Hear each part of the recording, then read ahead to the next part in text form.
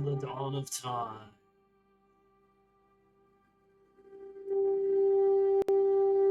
Multicellular organisms developing into a race of monkeys before the fall of Yakub, before the simping of the fallen angels.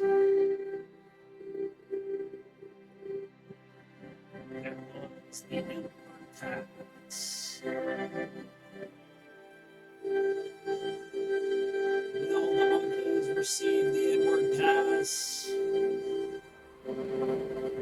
and hearken to the voice of the eschaton? Or will the monkeys destroy themselves on the face of this gay earth? Live from Tampa, Florida. The former white rapper Shotgun and his death panel, his inward pass panel.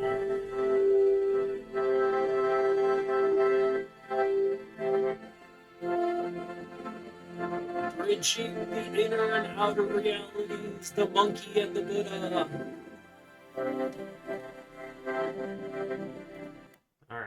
Alright, I think that's enough. Let me unmute you guys.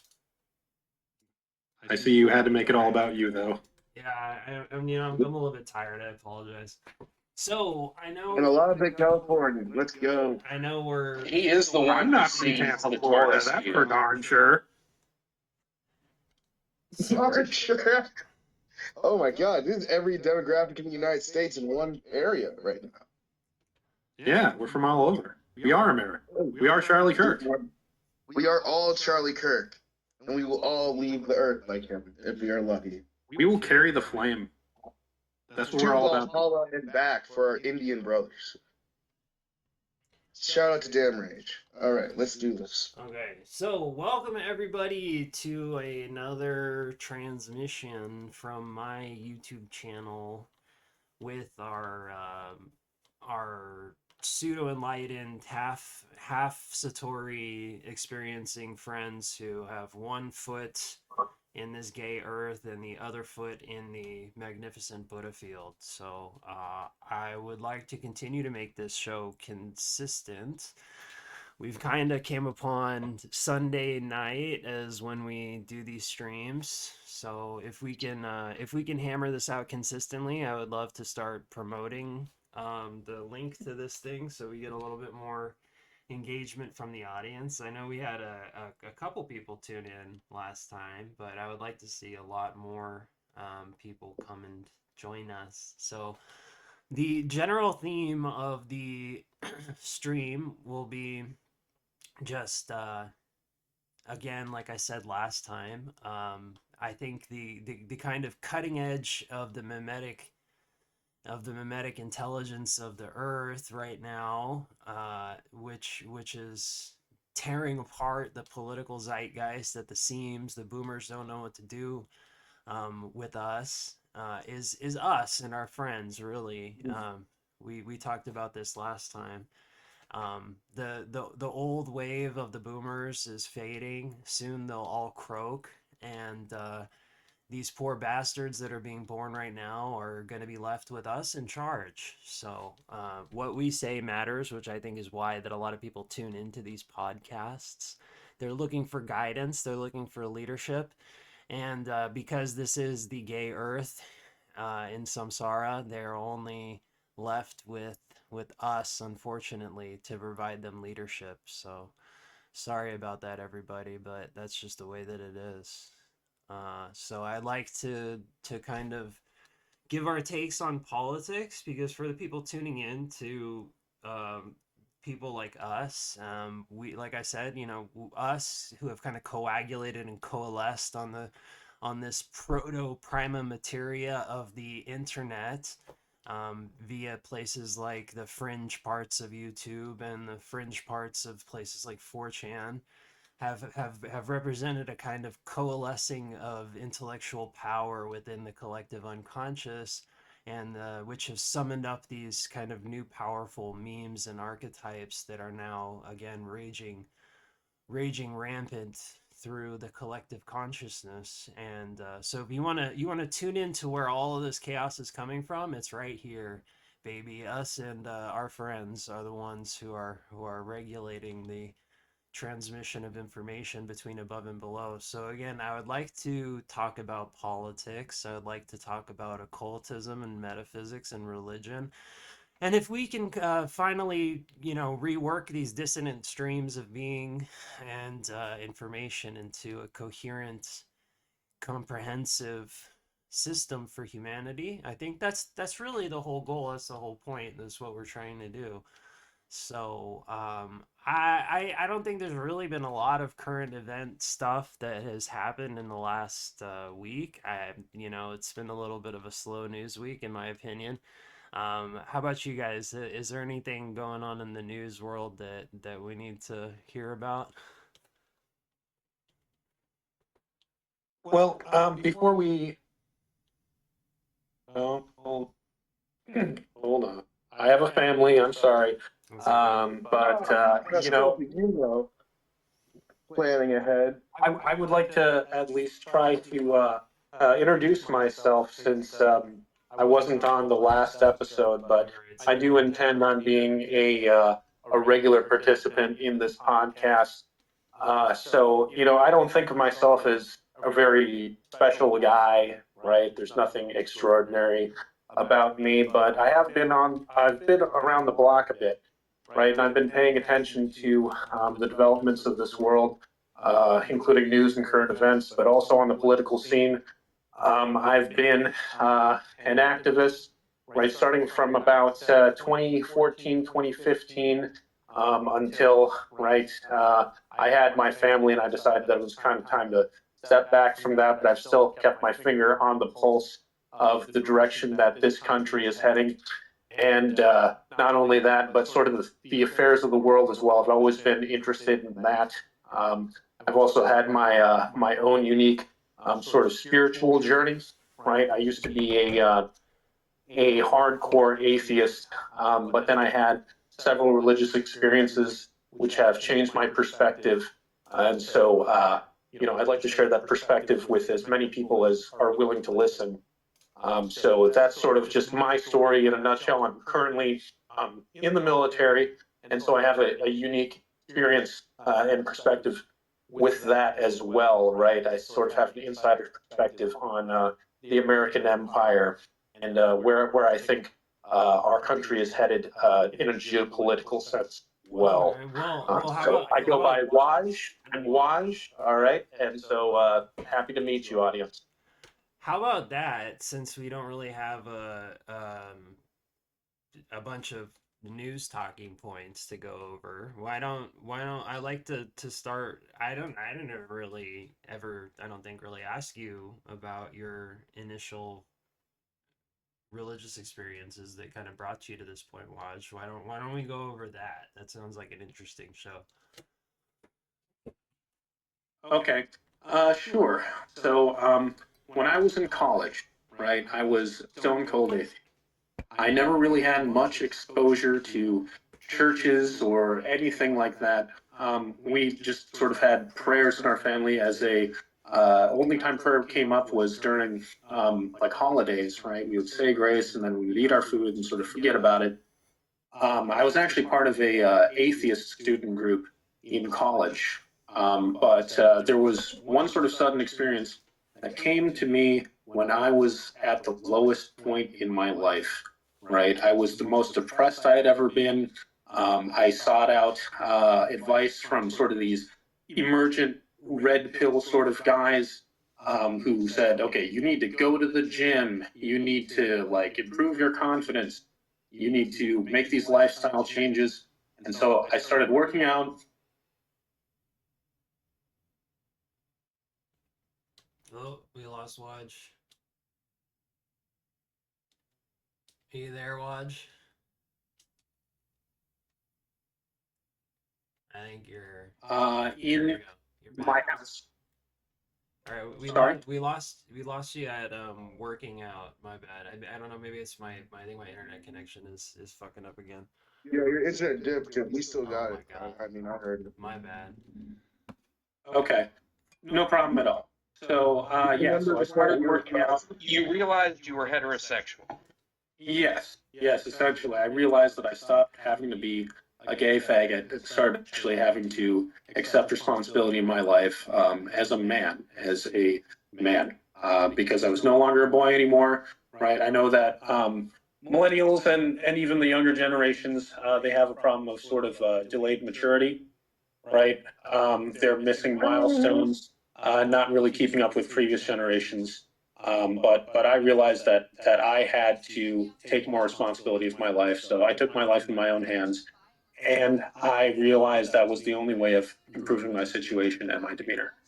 Okay, so there was one day, all right, in the midst of my workout and diet routine, that I was up in the house that I had rented during college, and then I saw a just intense light, an impossibly bright light, from coming in from the outside, coming in my windows.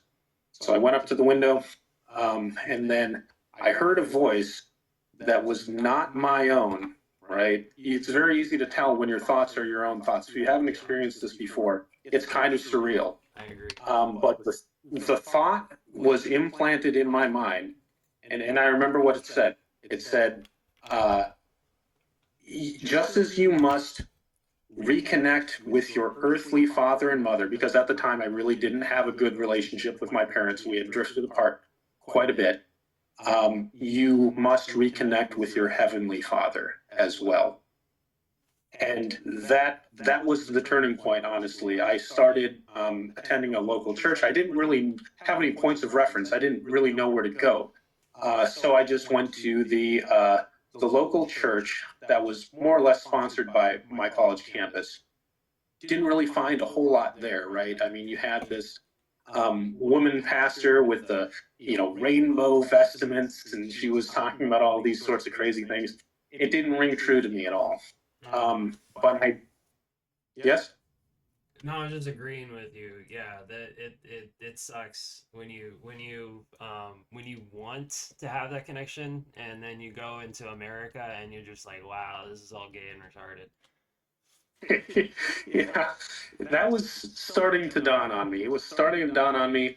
I sort of hopped to the next available branch that was within reach, which there was this Zen sort of meditation that was led by like this local guy, and we met every week, and we did zazen, and it was great. Like it was great, but then I graduated college, and now I need somewhere to go again. I explored various churches, went to a few Catholic churches, a few Orthodox churches as well. None of them really resonated with me, and now I'm not putting down people who end up going that path, but I'm just saying that they didn't really ring true to me, and since then I've kind of been spiritually wandering, looking for a community, maybe getting super into theology. But I ended up coming to the conclusion that I was just sort of intellectualizing things as a way of avoiding actually doing the work. And I've kind of been just a spiritual refugee ever since then. So that's sort of my story in a nutshell. And many years have passed since then. I still haven't really found a true community, but it has left me with a perspective where I can appreciate multiple approaches to spirituality. I think that ultimately what people are seeking, and people feel this like unconsciously, even people that aren't into spirituality or into metaphysics, is that the atomization of the postmodern world kind of leaves people feeling alienated, which is itself like an expression of our condition in quote unquote samsara, is the false ego, our hard attachment to our separation leaves us alienated from God. So I think ultimately the same spirit which causes us to seek community in a religious sense. I think it's kind of related to the same spirit that causes people to go out and, I don't know, maybe join a gang or go out and read some stupid like liberal theory and decide that they're like a dick girl or that they're a communist or something like that. And it's usually propelled by like an idealistic utopian idea, right? And that a lot of the I stuff can in speak America came heavily from on that. Christianity. I would love to extrapolate on that point, John. Just for reference, I am in New England, the land of aimless wanderers, Waldo Emerson and shit. So if we can talk about just people who have no sense of identity or roots, looking for something they can just put on as an identity, I think look no further than well, let me just explain some stuff about myself really quickly, and just like watched it, and that's how we got here. And then, if that's okay, Shakti. Sure, go ahead. All right. So, New England, for those not unaware, is the intellectual medical hub of the United States in many ways. It is basically the New York snootier cousin. Is a place that doesn't really enjoy something that can't be academically quantified or explained well, at least not in the city. And speaking on the spiritually aimless, I started off my life in a very strong, very heavily ethnically oriented Black Baptist church right in the middle of downtown Boston. And we had to eventually move from that spot once the world got too fake and gay. But uh, and a pastor died. Very massive funeral. Very respectful guy. Um, Once we moved, I got to watch what was the church building where young Bostonian youths would beat the shit out of each other in the basement, as God intended, and read books from an old library that predate our birth, like God intended. Very monk-pilled early life for me. Uh, as I got older, I watched my church turn into a condo, and I had to be bused to a intellectually more stimulating environment in a suburb, to a very expensive high school, where I assumed these white people would be like the white people I grew up around,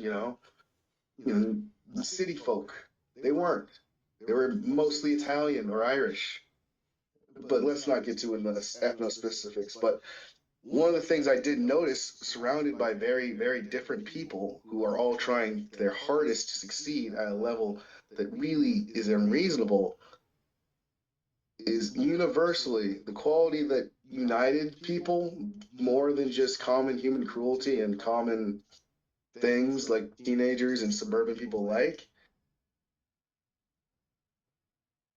is a craving for something exotic. That's And the definition of exotic varies from person to person and individual to individual. And in the spiritual world, the exoticism, not to get too inside baseball, can very easily lead to things like Satanism, political extremism, and high risk behavior. That is my point for now. So back that's interesting, Manny. How did you end up getting into, where are you into now? You said Tengriism or shamanism? Is that come from the wrestling? Ironically, it's correlated. It's definitely that level of exoticism where I was like, I felt like I was raised to be something I was never meant to be, and because of it, when I given the choice, I chose to be something I could identify with, despite outer appearances.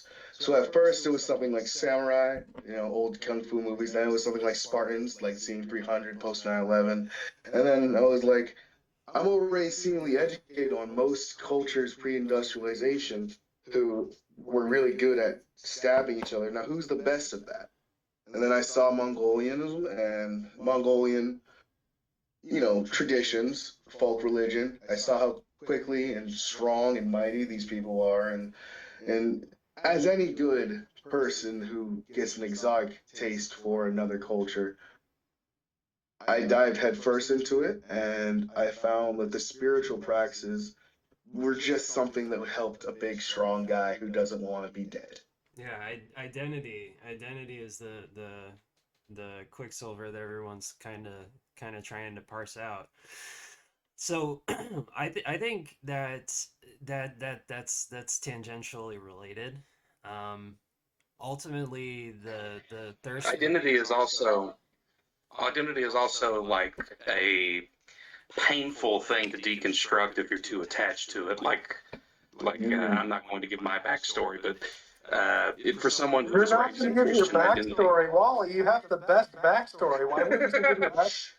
for That's why someone you who was can't give it raised out for free. You have the Okay, for best somebody who was backstory. raised in Christian identity and primitive Baptists and Southern cults and things like that, and had to deconstruct a lot, I can say that the spiritual path can be very destructive. It can be very painful to sort of deconstruct who you are and to read things you're unfamiliar with and be like, oh, this is uncomfortable to what I was raised with and things like that. Mm. So, my spiritual background, since we're doing all this, I was I was raised Christianity also, but my memories from going to the Presbyterian church, my dad would drag us to church when I was a kid on Sundays. My sole memories from that are the firm handshakes from people early in the morning, and they bark at you, "Good morning, neighbor," and then you would kind of sing some goofy songs that, like, yeah, okay, it kind of felt kind of warm and fuzzy and Disney-ish, but it didn't do anything to cause me to break through into anything meaningful. And I think that people generally, everywhere east and west now, are just kind of, I think, low vibrational people, mundane people are kind of satisfied just with that. They're kind of satisfied with just a very mundane, almost Certain secularizing level. religious experience that's all about, um, you know, how to balance your finances the godly way. And it's funny, when I started working for the company that I'm working for, the owner's a really cool guy, and he took me under his wing a little bit, along with a couple other young dudes, and he brought us into this like Christian men's group. It's called Men of Iron, and it kind of felt a little pseudo Masonic, but not really. It was more just like a kind of corpo workshop, and we went over the 5 F's: family, finances, fitness, and da, da, da, da. And I could tell that to this guy, to the owner of the company, it's like that was like so, that was so satisfying to him, to reduce religion and metaphysics to this mundane level. It meant so much to him, and I'm just like, this doesn't touch me. It doesn't move me whatsoever. So that was my same experience with the kind of mundane sects of Christianity in America. Didn't do anything for me. Went off and just kind of, I wasn't ever really atheist. I never did that, and I was never like, oh yeah, God isn't real and all this shit.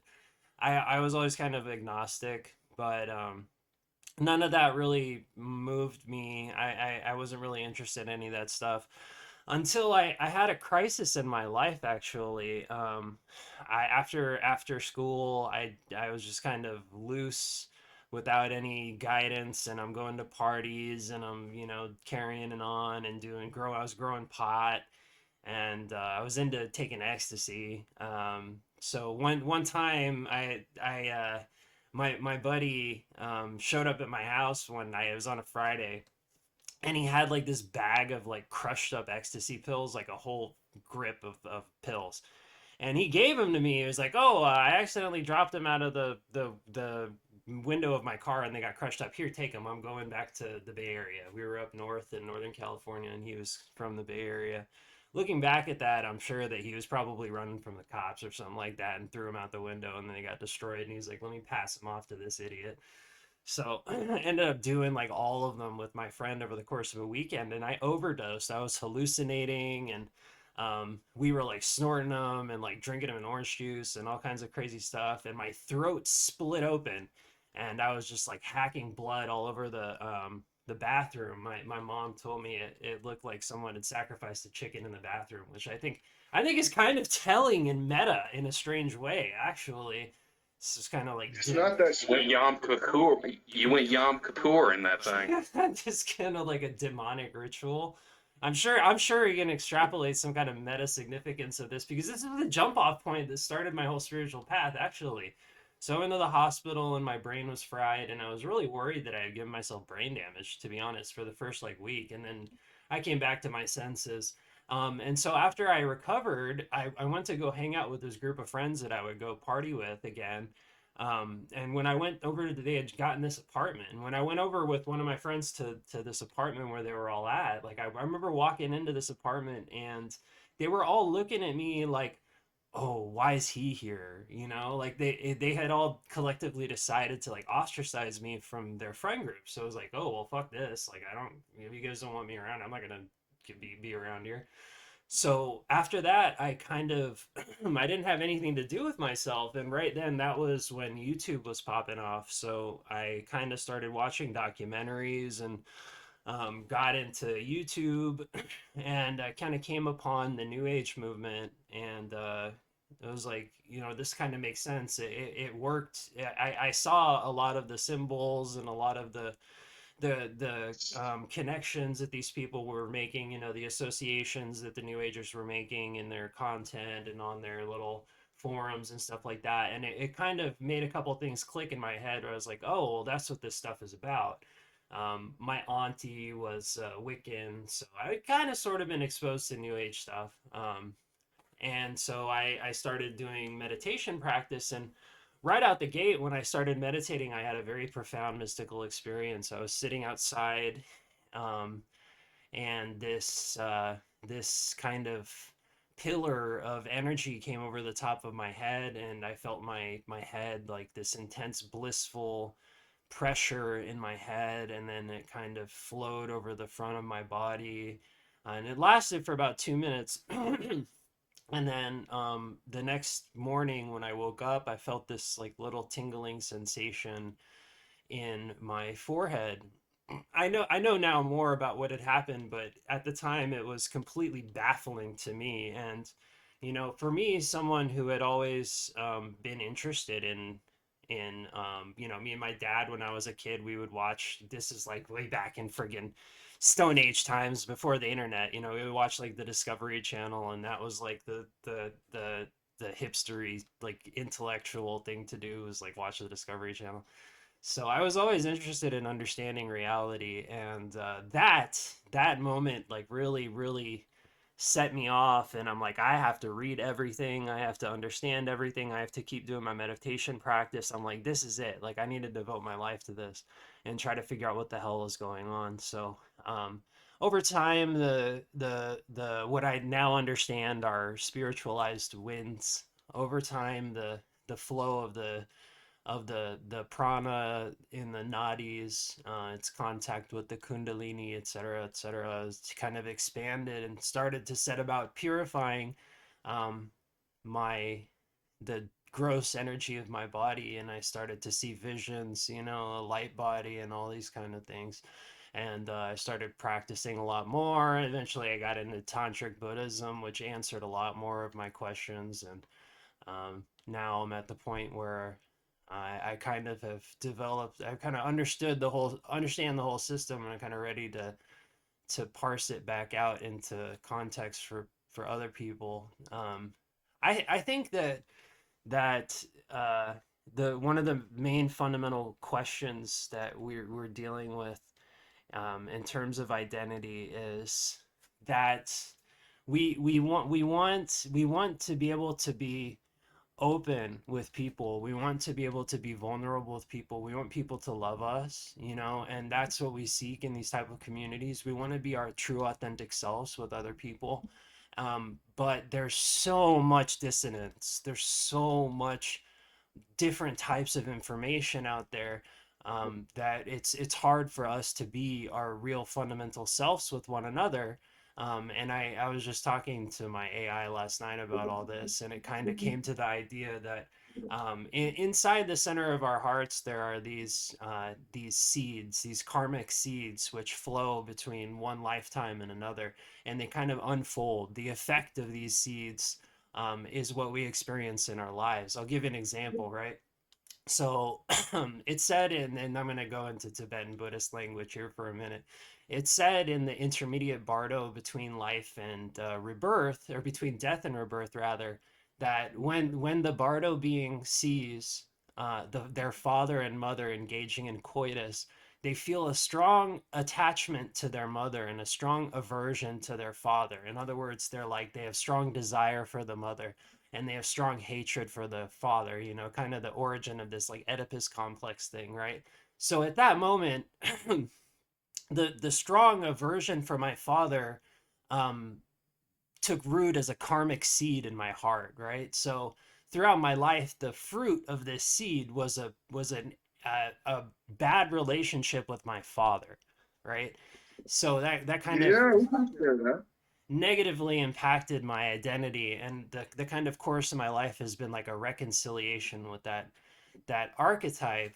um so yoga is a process of breaking down these karmic blockages to our identity, and that's why this kind of thing that we're doing right now and these kind of chats that people have with one another are so important, because it allows us to kind of parse these blockages in the karmic seeds of our identity, which have to be released in order for us to be our true vulnerable selves amongst the collective.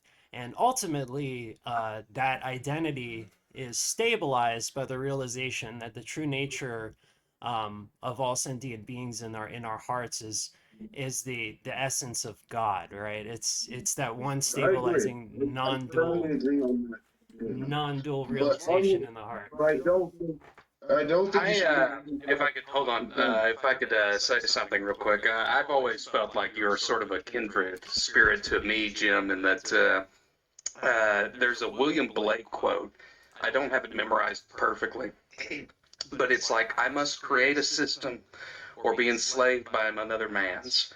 I will not reason and compare. My business is to create.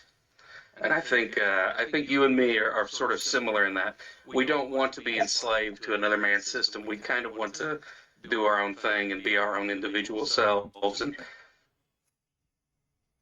I agree. And I think that kind of spirit of like not wanting to fall back into what is expected of you genetically or culturally or just because you dress or look a certain way is a uniting factor to people who are drawn to occult practices, to people who are drawn to the metaphysical, to people who are drawn to God. Because God is just the shared unconscious, in my opinion. So, relating again to what you guys said to Tibetan Buddhism, in the context of the tantric system, at the moment of conception, the most subtle wind, so the inward taking wind, prana, is what we experience as our inner reality, our mind, our capacity for reflection. The outward flowing wind, apana, is mediated by the pingala nadi. It's how we act on the world. So there's a vortex in the center of our hearts, which is called the most subtle wind, the soglung, and it kind of extends outwards into the outer expression of our soul and the inward expression of our soul. So at the moment of conception, the bardo being cannibalizes the semen and the egg from the father and mother. And that semen and egg are said to be a material expression of the basically the white and red essence from the father and mother. So over time, the soul of the father exteriorizes as the semen, and same with the mother. So we cannibalize the archetype of our father and mother and recreate it into a new essence. And I think that's kind of the trajectory of evolution. So eventually, over time, people like us kind of aggregate together because we do feel like that we're alike to one another, in a slow unfolding of cosmic identity, from the ultimate source, uh, which I've identified, I believe, as the eschaton, the transcendental moment at the end of time, where all identity collapses and we attain the 0 point. But that's another story. So I think that the real work to be done, regardless, now is how that we extrapolate, um, the complexes of dualism, um, all these kind of things which hold us back and cause dissonance between one another, on the ultimate ground of non-duality.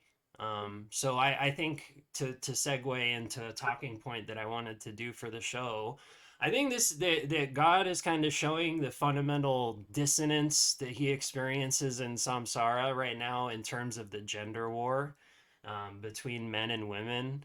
Um, I kind of I kind of agree with Tucker Carlson as he was talking to Nick Fuentes. I think that the inability of men and women to get along right now is the most tragic thing of modernity, and especially as we just go careening towards a demographic collapse in the most developed countries. So I think there's a couple questions, is like, why is this happening? Is it just like an effect of, people becoming liberated from these like entrenched modalities from their parents, and is it a natural holistic thing, or is this something where we've kind of become stuck because we're just kind of reacting against those modalities and we don't know how to proceed forward?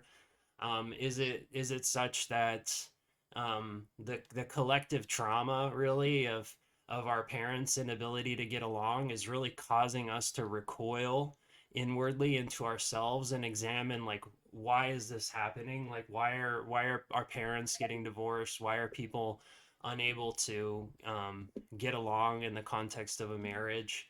And I think that does kind of tie into religion, because, we lack a coherent cultural religious structure, whereas things in the past were so, straightforward. The father under Christ, and the woman, is devoted to the father, and the kids listen to the mother, and it's a very simple hierarchical system. But people aren't on the same page anymore, and you have all these, influences of feminism, and on the other side, chauvinism or whatnot. And I have a third example of that. yeah. What percentage? I was doing a little research before the show. What percentage of Gen Z do you think say they would marry an AI chatbot? Oh God, I don't At think I want to least answer this. 18%. I'm going with 18%. That's my final answer, Bob. 83%, Bob. 80%. What? Yeah, according to Forbes, look it up. 83% of Gen Z say they would marry an AI They chatbot. got to be fucking Well, they're around. probably doing it for like financial reasons, right? Like most marriages around now. This got to be trolling. There's no way. Yeah, I don't believe that. I don't think Forbes is.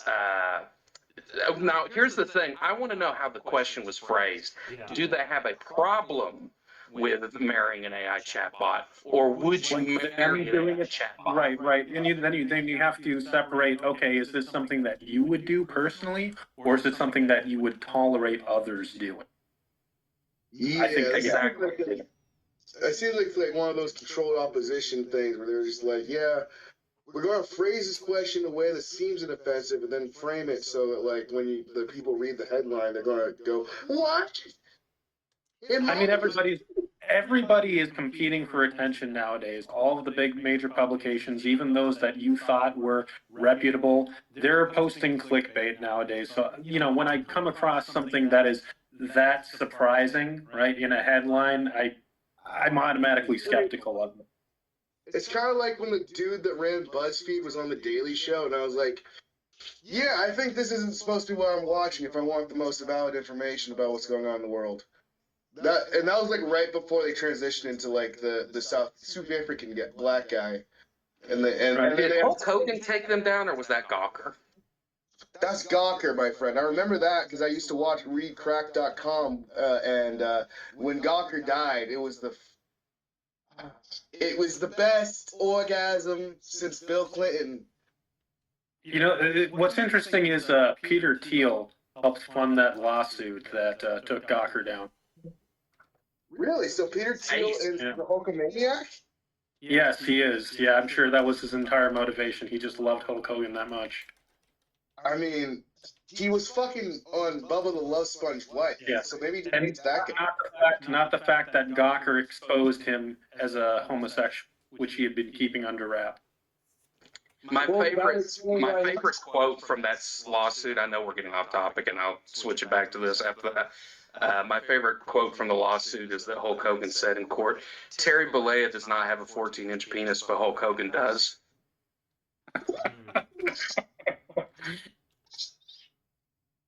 No, that's wild. We're getting into some pretty heavy stuff now, boys. We're talking about cannibalizing semen esoterically. But, I kind of want to just bring it back on home if we can.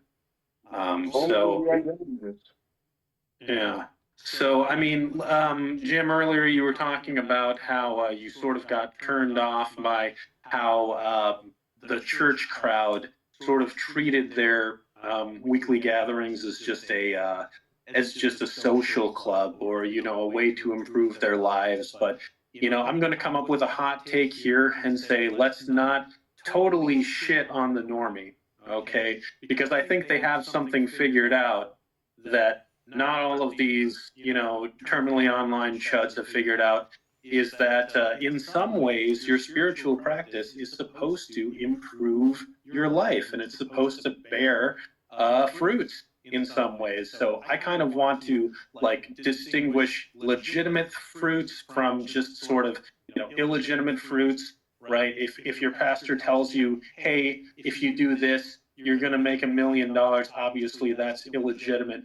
But like, what are the actual fruits, the legitimate fruits of spiritual practice that are meant to improve your life? That's a good question. I feel like Jesus is sort of a bad. I was talking to a friend of mine about this earlier. The reason Christianity struggles with its messaging right now, and going back to the gender war, a lot of churches will tell young men, marry a woman who already has kids, forgive her of her sins, and don't be chasing the women you want. Chase after the women that God wants you to want, and that's the messaging. And when it comes down to it, people in the Bible live perfect lives, and I don't think their lives are meant to be replicated. Correct. Okay, what do you mean by that? Okay, so you have. Let me be devil's advocate real quick. I thought that you were gonna go in the direction of saying that Jesus is not a good example for the prosperity gospel because Jesus was a monk basically who said sell everything and go heal the sick and shit. Well, Jesus isn't a good, you can't really learn how to raise your kids by studying the life of Jesus. No. It would be fascinating if Christianity inherited, like, I forget the name of this Buddhist Hare Krishna text. It's like 17 volumes long. It's all about the life of Rama, and it's everything. His favorite food, how he cut his hair, and what he did when he was a kid. It would be great if we had that about Jesus, but we don't have that. So I don't think Jesus was ever meant to be a model of behavior. I think Jesus is meant to be the life we don't have to live. I mean, we're called to live as close to it as possible, but we're also not called to be celibate, I don't think. Very few of us are, at least. Okay, well here's a really good extrapolation of the key kind of questions from what we're talking about. Is the ultimate perfect unity between men and women, between inside and outside, between us and our neighbors, where God is central and we don't hide any parts of ourselves from one another because our actions are righteous and ethic and moral and in line with our conscience. Does that world look like basic Christian conservative. Are we living in the suburbs? Are we married? Or are we like, or are we like doing something more radical? Are we, are we like forming into small little like missionary troops and going and like, pulling boogers off of noses in African children? Or like what's the end game of the reconciliation of all of these poisons and ignorance and samsara? What does the Buddha field look like? Well, I have a lot of thoughts on that. For starters, I don't think nations are not part of the biblical plan. A lot of people see creation as ending on the seventh day. I see Genesis's creation plan actually ending sometime after the Tower of Babel during the Table of Nations, right? So I got that from a guy named Walter Wink, but he was a theologian who was actually very progressive and liberal and everything, but he basically gave me an alternative to Kenneth's talking points there with his biblical theology of nationhood. Um, I see I see nations as being like the building blocks of the world. So I don't see us being like missionary.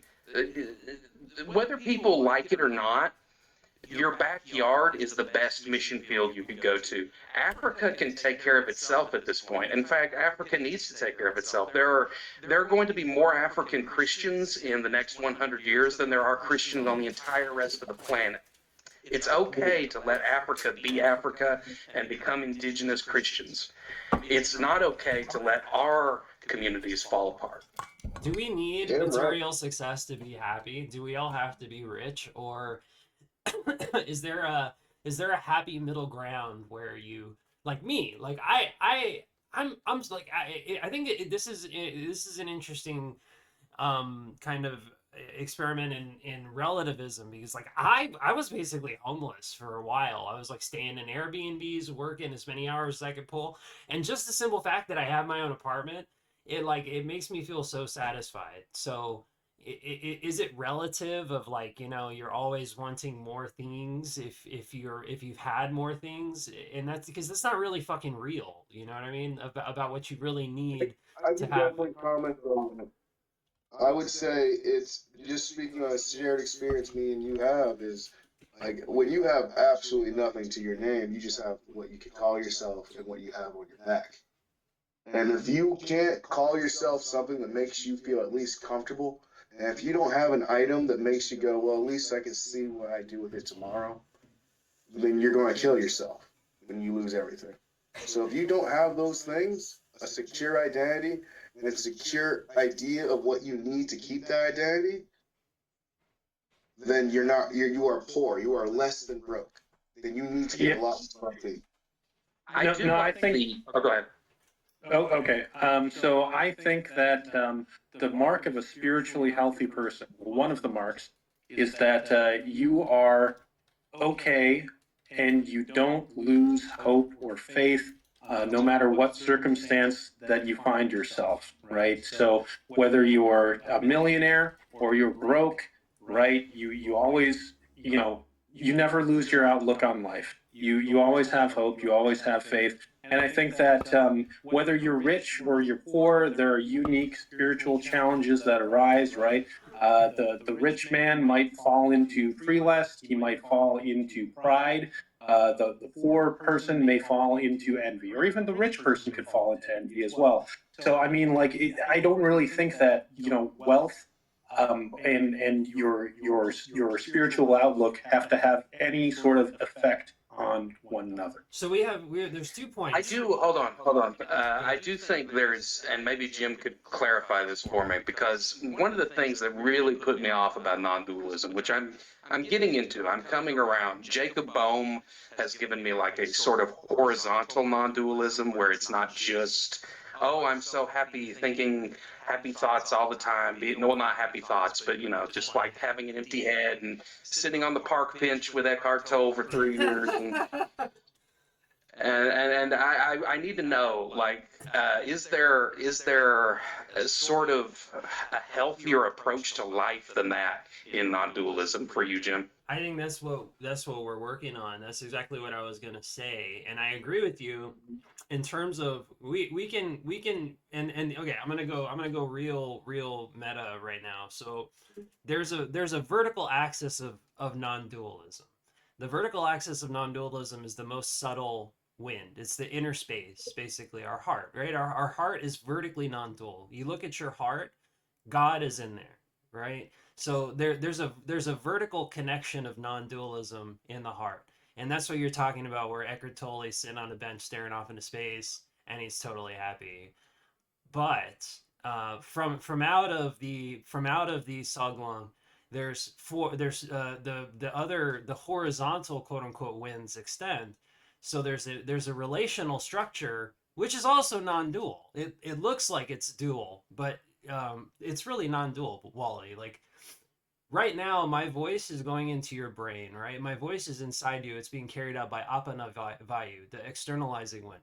It's being intaked by your brain, the prana vayu, the internalizing wind. So there's a non-dual connection. And yes, the intellect is mediating this process, and it says, wait a second, here's a barrier between uh, me and you. But really, if we analyze that, and that's what Buddhist philosophy is supposed to do, if we look at it through the lens of dependent origination, which is the non-dualism of the horizontal plane, they aren't two different things. It's impossible. They appear to be two different things, but they're really not. So there's a horizontal non-duality, and that's and that's what I was gonna get at. I know Waj is Polish, but I come from at least on my mom's side, from a German background. So I look at the horizontal plane of the world, and I say, how can we make this thing more efficient, right? And then on the vertical axis, yeah, you have to be able to, I think, and this is a relative phenomena because we're dealing with relative reality, based on your karma and based on your current circumstances in any given moment, you have to be able to reconcile what you have and be okay with it, be at peace with it, and look at, okay, why? Ask the question in meditation, why do I think that I need this thing? Why am I being compelled to go buy a Labubu, right? Is this a thing that I really need? I think we really have to all ask ourselves that. Where is this coming from? Is there like a need in my heart where I don't know myself and I think that my identity will be more complete if I get a fucking Labubu? So I think Even knowing the word Labubu is a fucking curse. Like it saying truly something is. nonsense. It truly Saying is a curse. nonsense modern TikTok words Yeah, it's ruins your horrible. dialect. Yeah, I mean that's the whole friggin' problem, right? Is that we're just like we're in this like postmodern lack of meaning world, and we're just shitting out more and more kids. Well, I mean, we as in white people are not shitting out more and more kids, but the rest of the world is shitting out more and more kids, and they're just getting born into this like meaningless thing. And as soon as they pop into it, like Gen Z, you have all of these like, now the tech industry has been consolidated by big money and big finance, and they're turning the PR game on these kids, and they're like, oh well, let's sell them an identity. You need a friggin' Labubu, like So it's like it's a rights activists. You need yeah. a Labubu and you need a tattoo that says "fuck cops" in a place that every cop can see, Right. so you can read and protest and It's a vortex. Okay. Wait, let me finish my point real quick. It's a vortex. It's a vortex of pulling people into this dysfunctional dynamic where all the Earth's resources are being used to sell them shit that they don't need. So ultimately, if we can have everybody turn in and resolve some of these issues with identity through wisdom in their hearts, then the question becomes, okay, how do we collectively get on the same page? And what do we do with all of these resources? How do we create a unified intention of utilizing these resources for the common good, and doing things which are in line with our hearts on the horizontal axis? Right. So, yeah, that was interesting that you brought up that I'm Polish. I'm not only Polish, I'm also German as well. I do have that part of my soul intact within me. But I do want to say, and I'd like to ask you, Jim, right? So I see the sort of Buddhist approach that you alluded to, where you say, okay, so I have this desire within me. I have a desire to acquire Labubus. I have a desire to acquire Bugattis. I have a desire to acquire wealth. And we can question that. We can deconstruct that.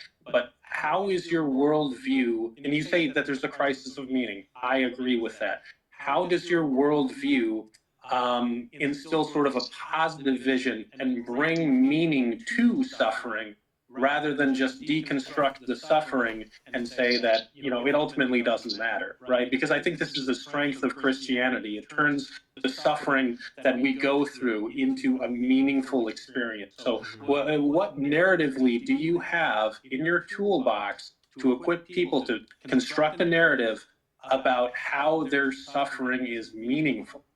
Absolutely. I mean, so in basic Buddhism, which I was never attracted to, in terms of like you see the guys with the orange robes on the screen here.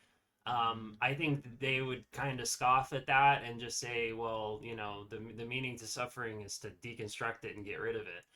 But for me, as a tantric Buddhist, of course, the ultimate realization of tantra is that the world itself is not suffering. The world itself is not inherently suffering. It's not inherently meaningless.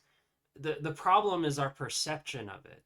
And so if we can purify our perception by viewing the things which cause us suffering as the fuel for transformation, basically, that this like, you know, the old, not old, but I guess I consider it ubiquitous, but maybe some of the listeners haven't read a lot of stuff about Tibetan Buddhism. There's a ubiquitous saying in Tibetan Buddhism basically that goes like, the poisons are the wisdoms.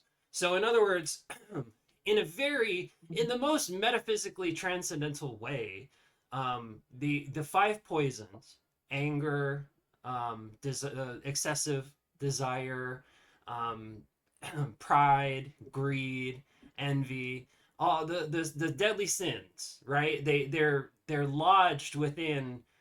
It's an actual psycho-spiritual process. The way that they're maintained, the false ego feeds into our impure vayus, basically. Like, these are actual energies inside of our subtle body, that cause us to fixate on the things that make us angry, right? And we don't examine these things. We just kind of are controlled by our unconscious impulses, right? So we kind of just feed into our anger, we feed into our lust, we feed into our pride, we feed into our envy. And what ends up happening, according to the tantric view, is that when we die, let's say that you know, to use the example of prosperity, right? Let's say that we have like a very high level, like elite, like one of these like very bougie white people or Jewish people.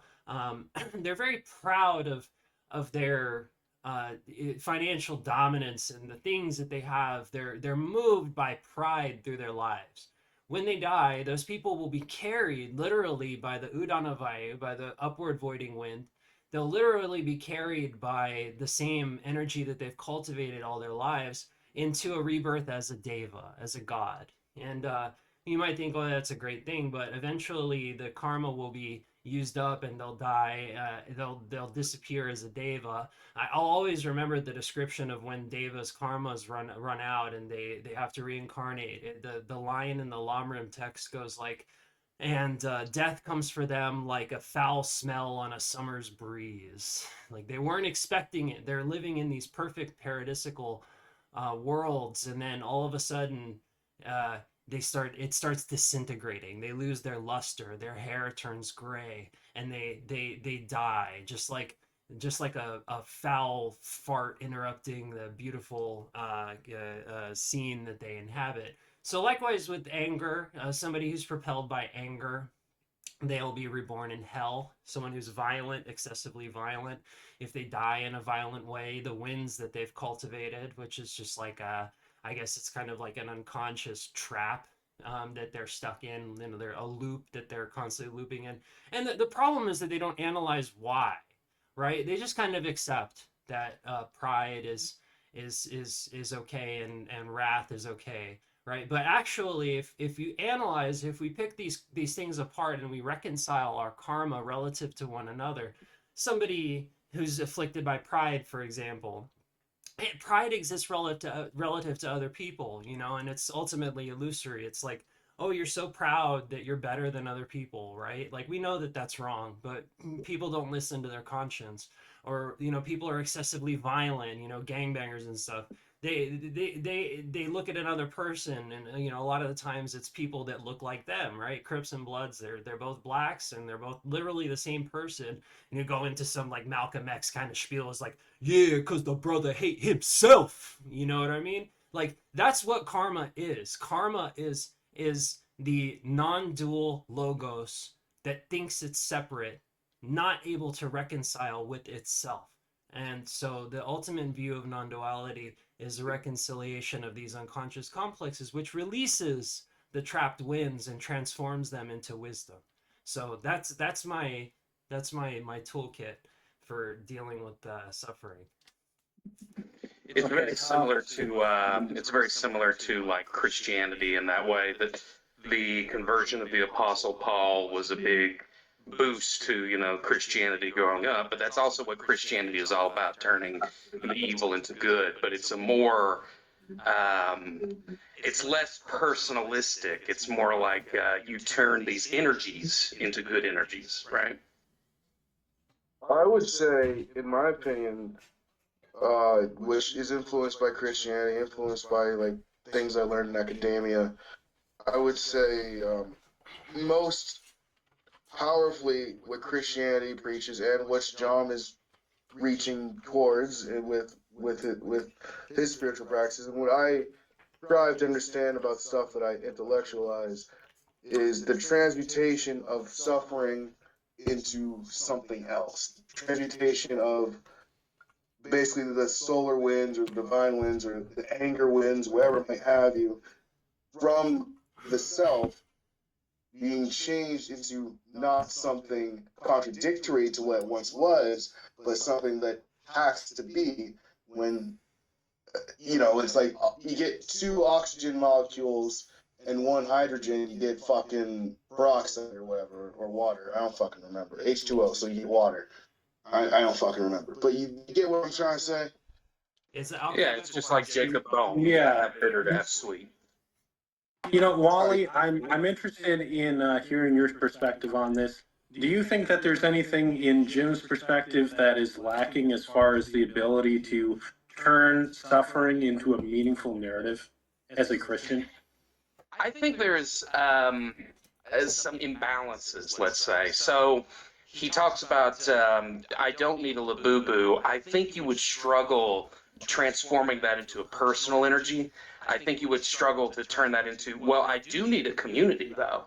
I do need a wife. I do need love and acceptance of other people. I do think that's lacking. A labubu But when is it a comes to like the placeholder. transformation of, I was just gonna real Sorry, go quick. ahead. I think a labubu is a placeholder for a kid. To be honest, I think these women are really seeking babies. But yeah, continue.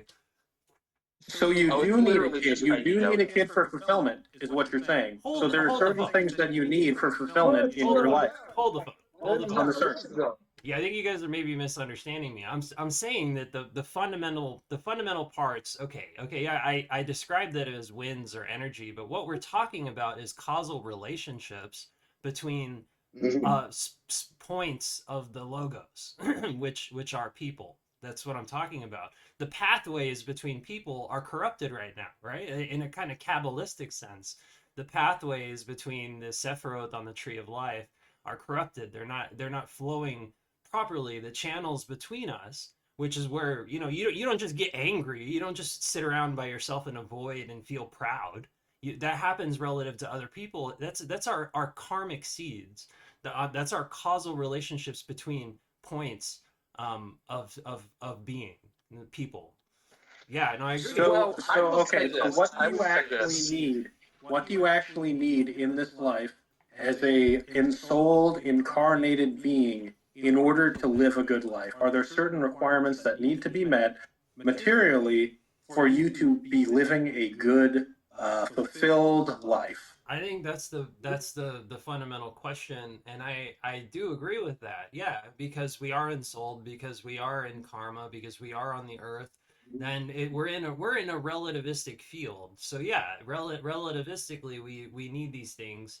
We need a middle ground, I think, to happiness. And I would say that a syncretism between the the agnostic Christians, the Christian Christians, and the Buddho Platonists in the crowd here might be lying in the idea that the only thing we really need in this life is a connection, and that connection has to be with the divine.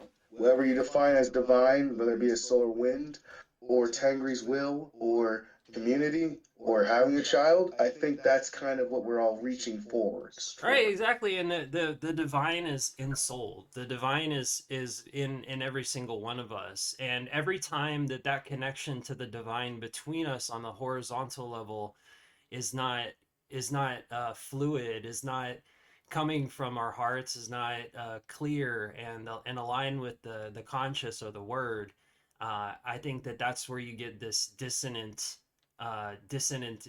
thing that causes us bad karma, that causes us constant suffering, and causes the disparities between men and women and rich and poor and all of the other polarities that emerge out of that. Maybe it's just my lack of understanding on this, but going back to my original point when Chris asked me the question, I think you've sort of misunderstood me too. So in non-dualism, the external world is, if I understand Dzogchen enough, the external world is sort of illusory, right? There's no real universe. So how can a community be that different from a bunch of rocks? So that's there's a point of contention in different non-dual systems. Like, in the most basic non-dual system in Advaita, yeah, they say the world is illusory, so you should just disregard it. Um, I That's not the Mahayana non-dualism. The Mahayana non-dualism is basically that it's just our perception that's illusory, and it's our perception that doesn't see Buddhas instead of sentient beings. That doesn't see the earth as inherently liberated. Um, that Yes, sees but it also says there are Buddhas in the atoms, in the rocks. yeah. Well, Yeah, I don't know. It says okay, so I don't know where what you're reading from, where it says that there's Buddhas in rocks, but I think what you're trying to say is that um There's that wisdom in is rocks. you're trying to say that is there why if I view the world this way, then what's the difference between a rock and a human being? yeah, and it's just my lack of knowledge on this. I haven't studied Dzogchen. I'm not like a practitioner or anything like that. Uh, This is just like, and by the way, this is the problem that I think a lot of people who will get into Mahayana Buddhism will have, is that it's a very intellectual system. And hey, same thing for Christianity. Same thing for Christianity. Christianity is very intellectualized now, and it's hard to get people to understand these differences and these problems, and without explaining mountains of philosophy and Augustine to them. It's a problem in religion. yeah, It's a no, general yes. problem that all faiths to face Okay, run so into. so I have spent a long time delving into the philosophy, and I tend to rely on it as a guiding, a guiding kind of guidelines for my own inner reflection and introspection, because my spiritual experience, I'm able to experience this stuff. So in meditation, I'm able to see directly um, the real nature of what a phenomenon of my mind. So I use it as a guideline. So what I would say to you, to answer your question, let me ask you this, Wally. Do you think that the cells on your body are living beings, like the same as human beings? What are the cells on your body? The cells in my body are just like they're just sort of meat, I guess. I don't see any sort of special organic, karmic thing about how I treat my body necessarily. Mhm.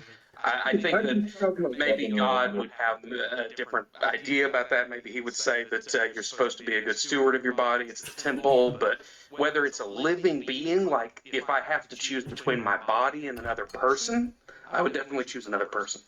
So here's I how would disagree. go ahead, Manius. So this is very potent and relevant to me. I'm a body culture guy, as you guys know, but the human mind can only conceptualize so much. The decision making is primarily made dividing between the natural body, as in not like a spiritual hoodoo. I mean, your literal stomach bacteria make a lot of your decisions for you day to day. And that's above the pay grade of your brain and your nervous system and anything else that influences your day to day interactions. If you do not treat your body as a literal temple, as in the metaphysical meaning of that, as in the body of Christ, whatever it has you, you're missing, to me, one of the most appealing aspects of Christianity. I agree. So Well, I agree, but it's one of those things. It's confusing. Like if you wanted proof that you're separate from your body, just try the decision exercise. There's an exercise you can do. You can look it up. You lay on the ground for 10 minutes, and then you decide beforehand. It takes several attempts to get it done, but eventually, with enough practice, your body will actually stand up on its own because you made the decision, not because you willed it to happen. Well, that leads to the controversial question of, well, if you ever seen CGP's Gray's video, You Are Too, if you split the corpus callosum, the middle part of your brain, and you have a split brain patient, which was a treatment for schizophrenia for many years, still is. Why is it that the right hemisphere and the left hemisphere can get into literal arguments and disagreements? You can see your hand, one hand, reach out, and on the other hand, throw out the item of clothing you're about to put on. So the whole sentient being is a system. The gut fauna and the nervous system and the brain cells, they're all microcosmic parts of the entity called Wally, or called Manius. So where I was going with that is my understanding of non-dualism is yes, there's a big difference between sentient beings and rocks in this. And for me, my particular take on this is in extrapolating what I understand from metaphysics, in the same way that the cells of your body are not alive in any sense, they're an expansion of your mind. So at conception, your soul you cannibalizes, like I mentioned earlier, the semen and the egg of the mother and father. And what we don't observe, we kind of see it as this like flash of calcium ion when the logos takes control of the genetic material and sets to ordering the body, which is basically just making the physical form a projection of the mind. We don't see that the way in which that there is a subtle manifestation of what Christians call the word, or the logos's commands to formulate that physical structure and tie it into one single system. So likewise, just as all of the cells on the physical body are an expansion of the individual logos of our soul, likewise, all sentient beings on the earth are an expansion of the mind of the planetary logos, so we call like Brahma Sanat Kumara. So the rock, the physical rock, is a part of the earth element of the body of the logos, just like the physical air is a part of the wind element of the physical logos, just like our breath is part of the wind element of our internal of our microcosmic logos, our soul. And our body collectively is the earth, Mahabhuta of the projection of our soul into the world at conception. Okay, Right. The way that I look at it, because I'm glad to hear that it's not the way I suspected. because I've had friends who got really into non-dualism and they come out just broken people. Oh yes, it's horrible. I remember a guy that I first was really good friends with when I first started on the path, and he got really into Advaita and Sri Ramana Maharshi, and he just totally wrecked his life, and it was terrible because he had the most beautiful like Persian woman in his life, and she ended up running away from him because he was like super obsessed with non-dualism. Terrible. No, the way that I make sense of it, and the way that I think that you don't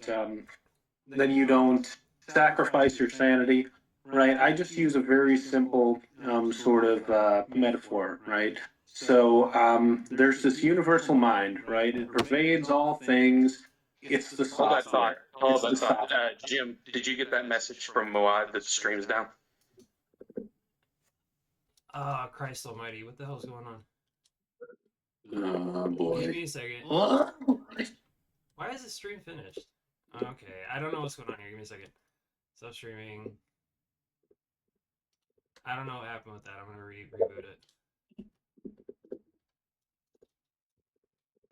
I'm what? I'm sorry I called you a top character.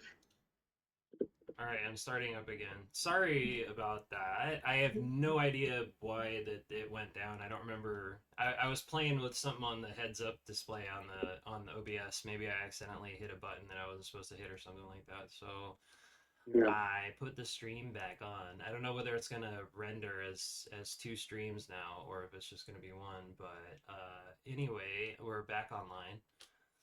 Yeah, unfortunately, we're not sure when the stream ended, so we're kind of going to have to make some guesswork at that. But we were essentially talking about, non-dualism, right?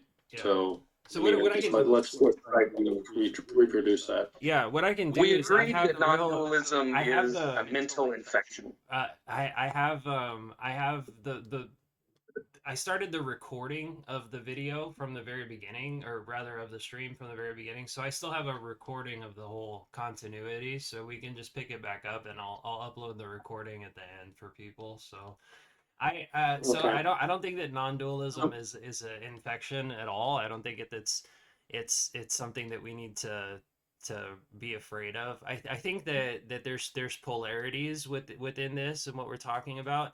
In one polarity, everybody is the same in inner space. We all have the same spark of the logos inside of us. However, there is a creative expression of our identity which appears to be distinct, and that goes to the main axiom of Mahayana Buddhism, that form is emptiness and emptiness is form. So it's not that one of the extremes is true and the other is real, but really I view that the ultimate spiritual perfection is the reconciliation of these two extremes of non-dualism and dualism.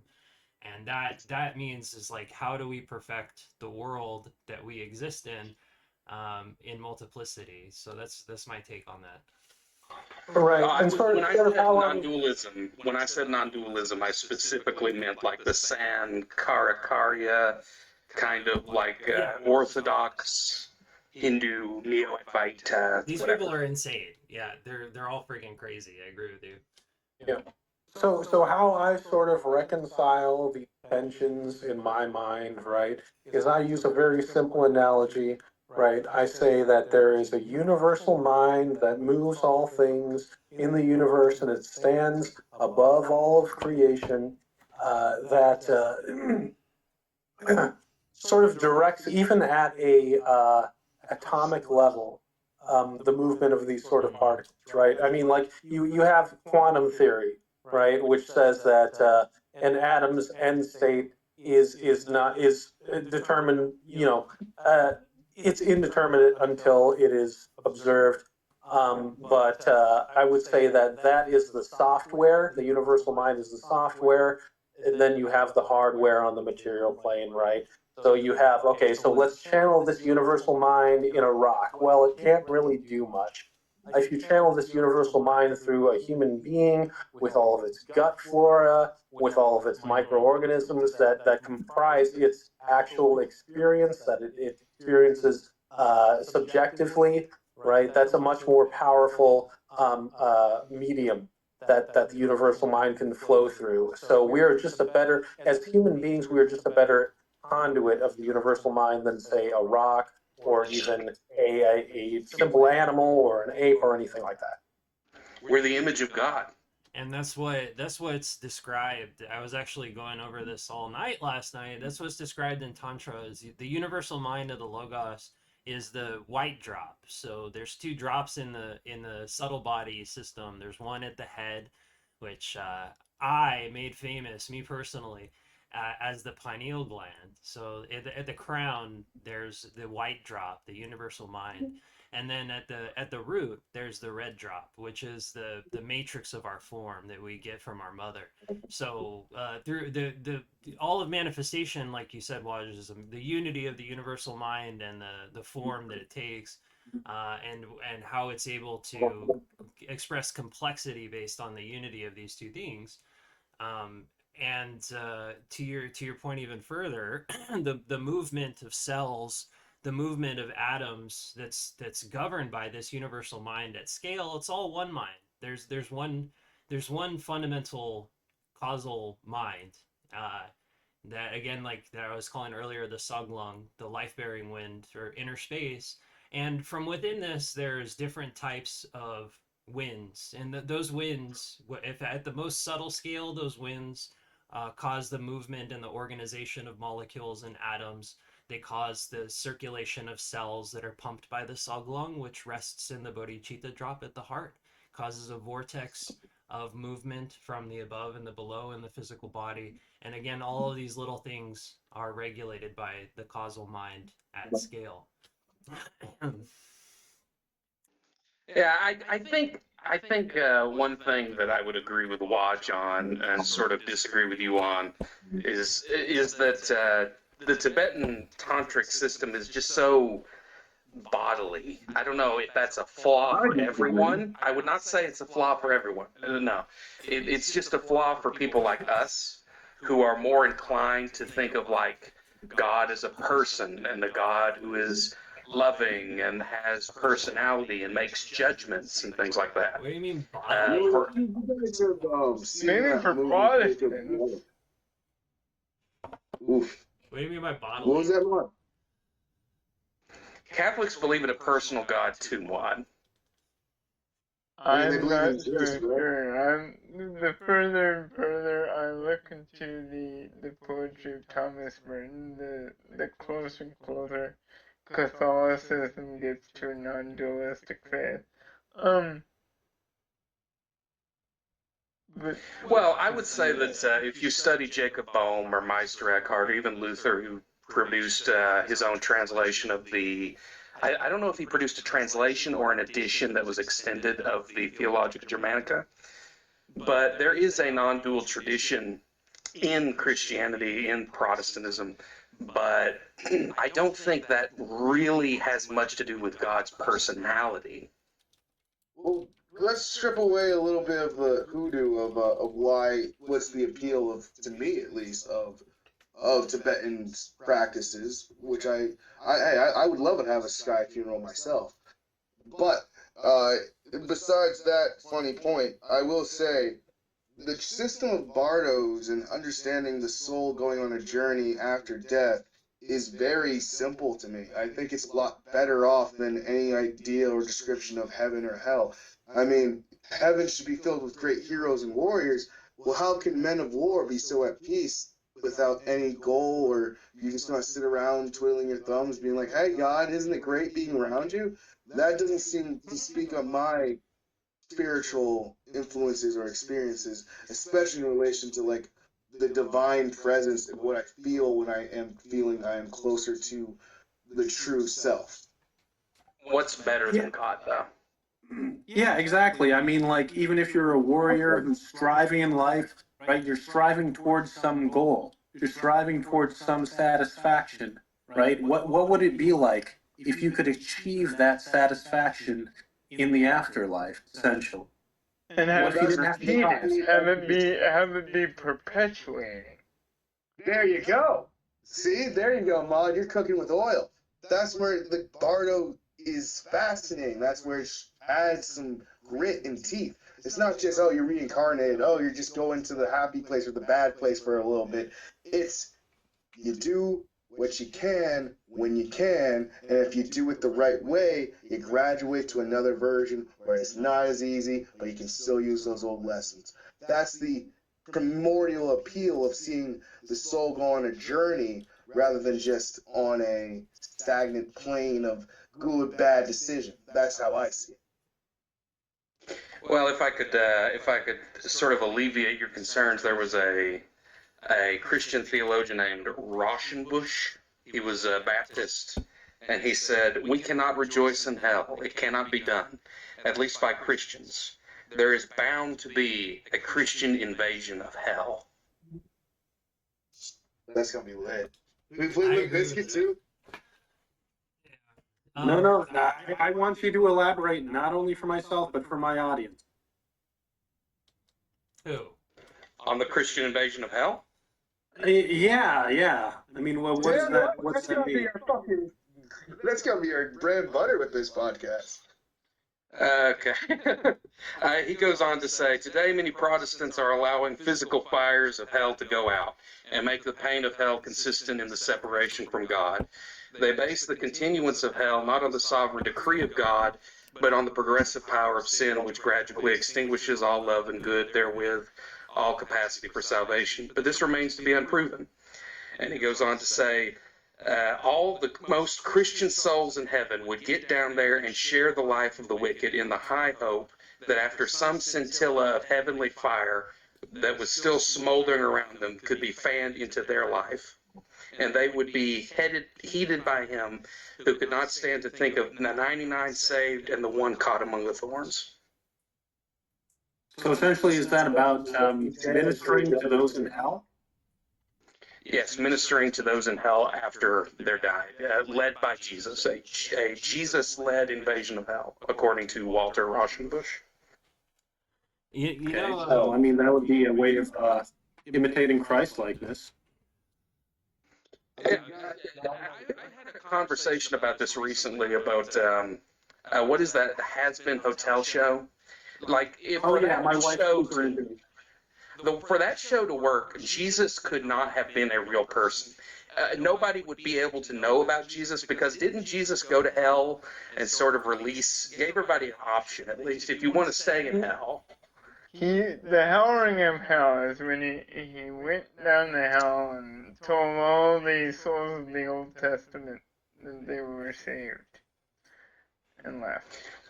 Well, according to Origin, he offered it to more than just that. But whether you like Origin or not, that's a different point. I think that in my own view of Mahayana eschatology, first of all, let me respond to your point, Wally, that Buddhism feels sterile and that it doesn't really give space for personality.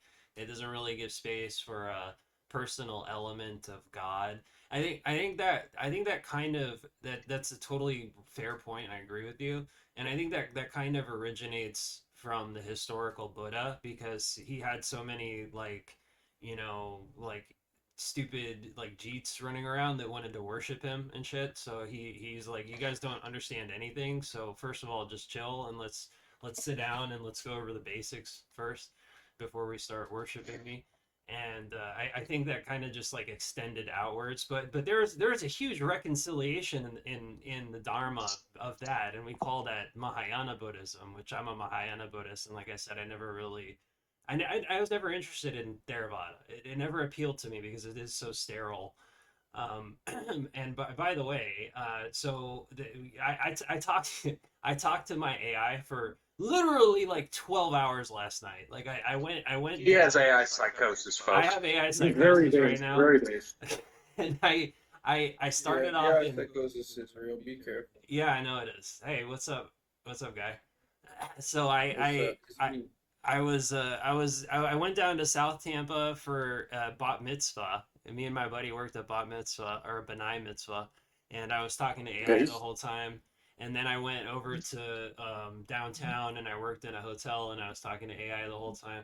And basically, we both came to the idea that just as the kundalini is able to be risen from the root into the crown, which releases all of the karmic seeds and makes the individual into a Buddha, eventually one day, one fine day, just as the Christian and Abrahamic beliefs say, every sentient being will reconcile their karma relative to one another, release the power within their spirit and their hearts, and the earth itself will ascend into the infinite, and at that point it will be experienced like Avalokiteshvara, basically bringing every sentient being into him. And so that's Christianity. That's exactly what that is. And we also have a parallel tradition, of course, with Kshitigarbha Bodhisattva, Earth Matrix. His name is Earth Matrix, which is ironic and kind of interesting. And he made the vow that he will never go to final ultimate enlightenment until he liberates every sentient being in hell. I agree with you. I think that's a fundamental dynamic of faith, is that the God's plan is not made perfect until all beings are liberated. Yeah, I think people forget that Buddhism is a post-Hindu movement. It follows the collapse of Hinduism in a lot of ways. So he replaces God language with like wisdom language. And you have that exact same concept in Christianity with Sophia. But even though Sophia isn't a real person, like she's not talking, she's not thinking, she's not a person, we still think of her that way. We still write scriptures with her speaking. And in my youth, I desired her to be my wife, that kind of language from Proverbs. And it's the opposite, really, with Buddhism. But yeah, that's all my point was. Yeah. So what's on next on the agenda? We had the gender war, and I think the Epstein files were next. Yeah, I don't think we got to either of those things. I don't think we got to either of those things. But this is It's a slow news cycle, folks. Slow news cycle. Went back to just sitting calmly, vertically with our channels aligned, breathing in and out slowly, Yeah, noticing the I'm bottom. about to I still hope take it everybody's back. doing that regardless. Hey, Cryo, so what's your story? Did you were you a participant on the last podcast? No, I met Shakti a few years ago on Discord, and then I popped in his YouTube. Okay, do you sort of want to go through your spiritual journey just as us have at the beginning? I'm sorry you missed that. Okay, I'll give you the short and the long.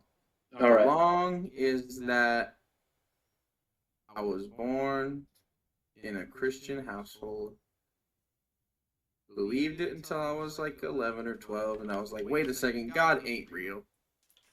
And then I was like, yo, wait a second, this Buddha thing might help with my nihilism that I feel as a result. Wait. So what led you to believe as an 11 or 12-year-old that God wasn't real? That's what you were taught your entire life. I had this theory that if I met one other smart person in my life, because I'm very smart, at least I was when I was a kid.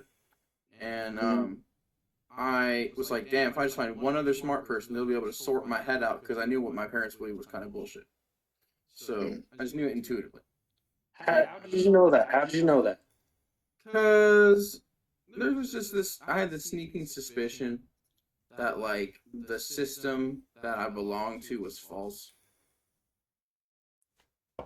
So this is off topic, but when I was about that age, 11, 12, I lived in perpetual fear of Richard Dawkins, because I thought if I would watch the video, because the thumbnails would all say, if you watch this as a Christian, your faith will be destroyed. And then finally, when I was about 15, I finally sat down and watched the video. I was like, okay, bring it on, Richard Dawkins. And he was just like, how can you believe in God if there are dinosaurs? Oh my God, you're so Yeah. right, dude. If God real, what bad thing happened? But really, no, I'm interested in you say It's not if that God real, why bad thing happened. It's more like if if Jesus is the Christ, why revelation at all, like ever? You know what I'm saying? Okay. That was describing the Roman Empire in its eventual fall, right? Not the fate of the world, which it was twisted into. You know what I'm saying? Well, No, I believe that. I believe that.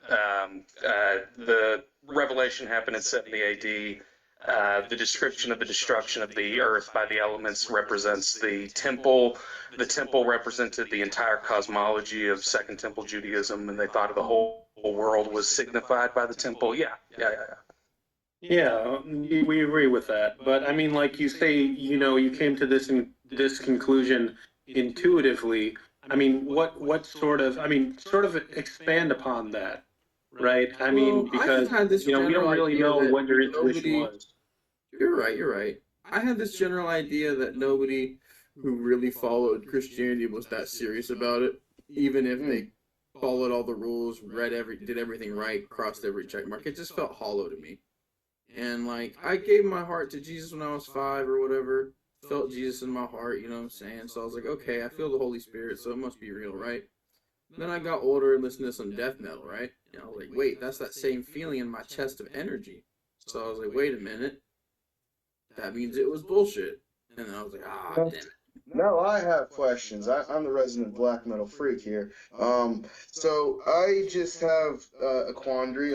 So I was very intensely religious around the same age, and then I got diddled and had some nightmares around the same age, and I kept the Christianity thing as kind of like a shield.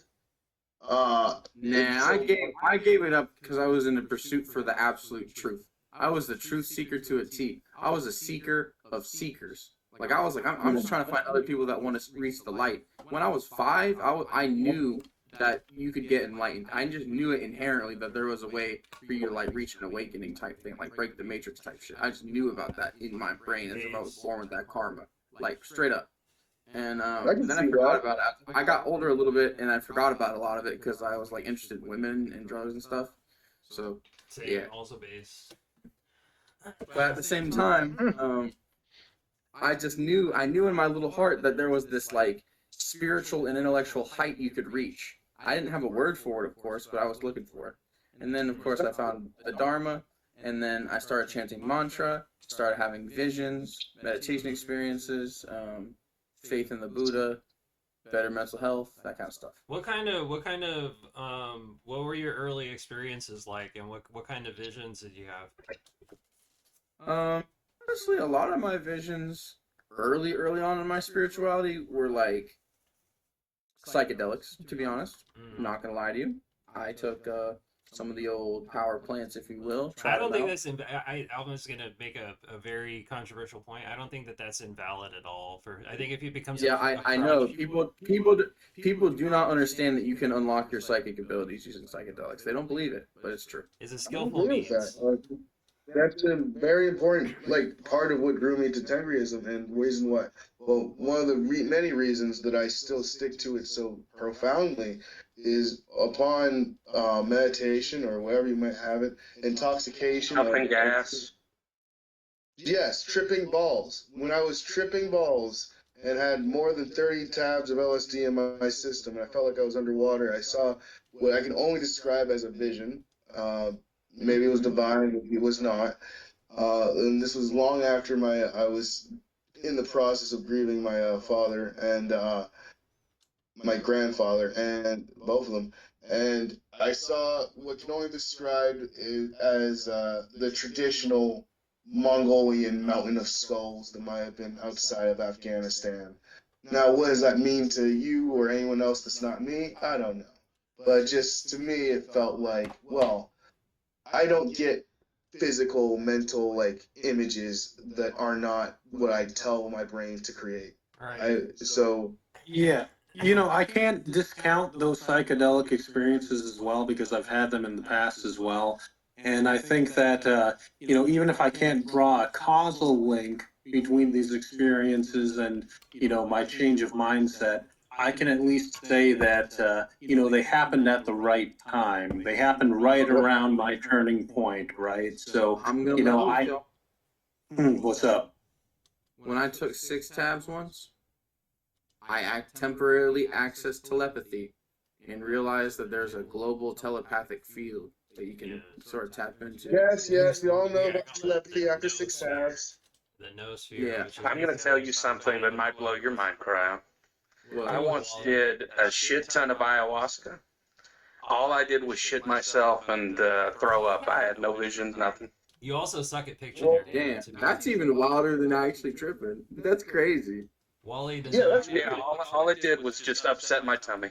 You got to put it in I did verbal do terms a for couple Wally. times. Well, what I can tell you this is when I was tapped into that psychic network, a lot of them hated me. And I don't mean to get too political with you.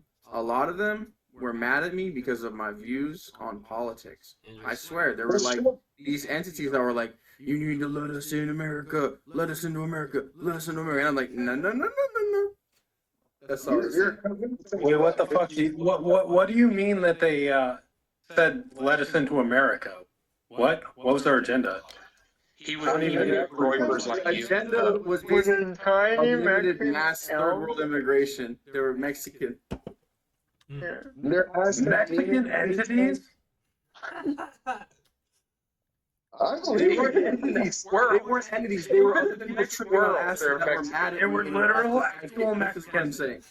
No, they might have been Mexicans tripping on acid. I don't know. They were just mad at me. That's all I know. Do you live in the Southwest or somewhere like that?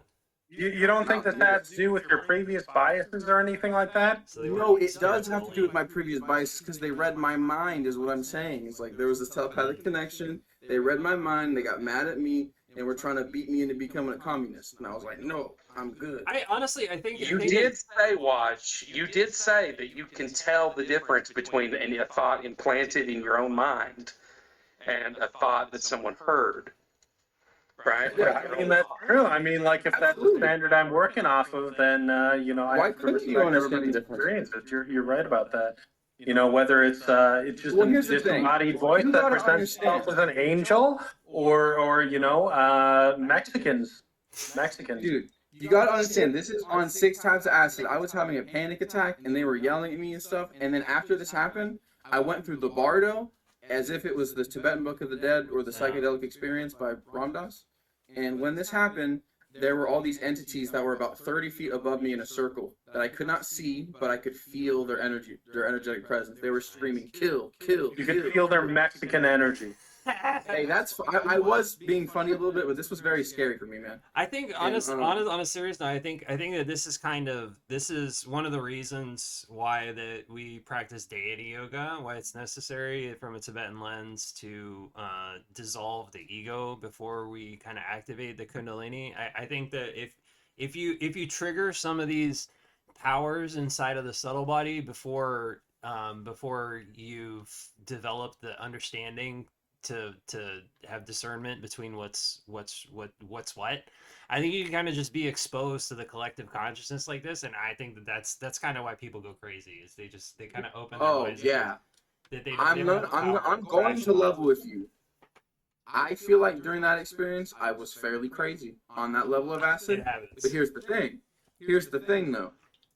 In my physical actions of body and speech, I was keeping myself pure the whole time, just laying in bed, understanding that it was a temporary experience that would be over once it subsided. Right. But in terms of mind, mind was gone. I was just doing automatic stuff.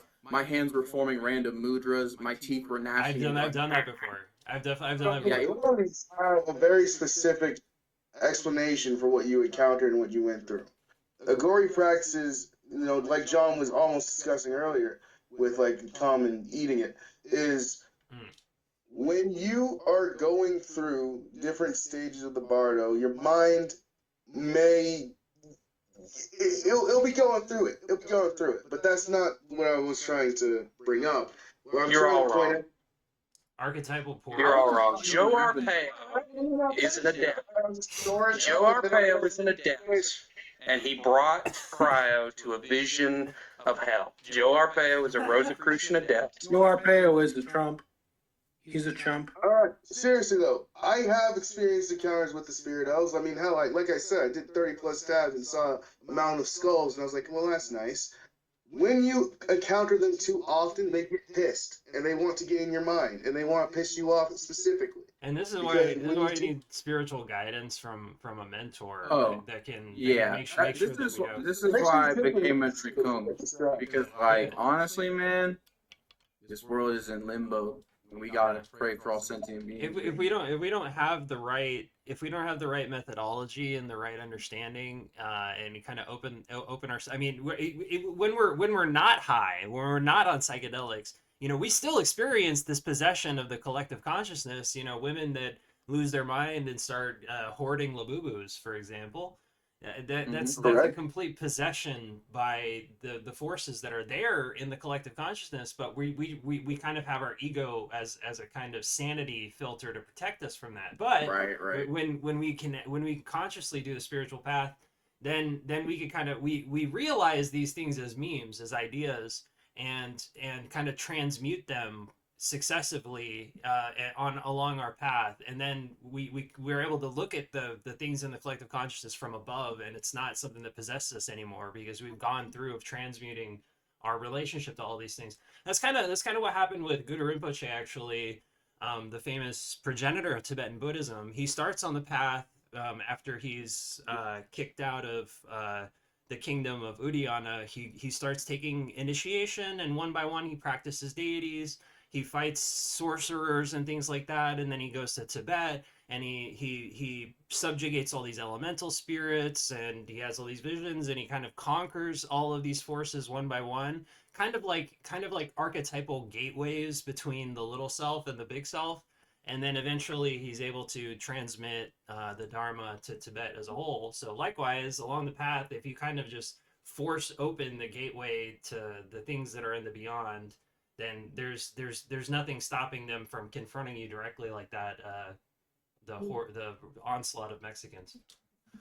Yes, Shakti, you are The correct. weirdest thing about it was like I just was so aghast the whole time. I wasn't even thinking anything except for what like was being forced into my mental dialogue by the substances and the psychic experience. Yeah, the ego But is shocked into it just becomes open, and now there's no like contraction, the kind of filter that, you know, the dull winds are kind of like a sanity filter for people, little baby consciousness that aren't ready to experience these things.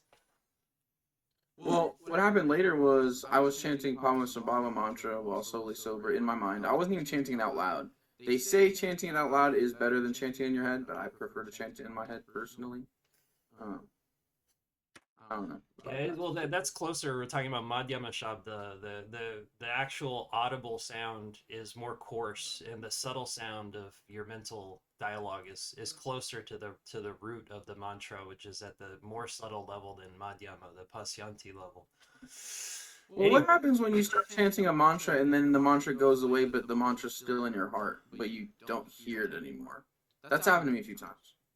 So I think that's probably Para Shabda. So in Tantra, there's four levels of sound. It's which correlate to the levels of manifestation. There's Para Shabda, which is the ultimate beyond, and then there's Pasyanti Shabda, which is the first causal sheath of the ultimate consciousness, and then there's Madhyama Shabda, which is what we experience as the subtle body and the inner monologue, and then there's Vaikarti Shabda, which is the manifest world. So the yogi reverses the process by chanting a mantra. The sound of the mantra, which is supposed to be the form of the deity, right? The ultimate pure archetypal essence of God, of the ultimate consciousness. It goes from more coarse sound, and then it goes into subtle sound, and then beyond the subtle body level, where we're talking about the inner monologue. Beyond that, that's where you get to the causal level, where the deities actually exist. So, and then once it goes into your heart, that's why we visualize the seed at the heart. That's the source of the Pasyanti, the root Pasyanti archetypal essence, causal essence of these deities.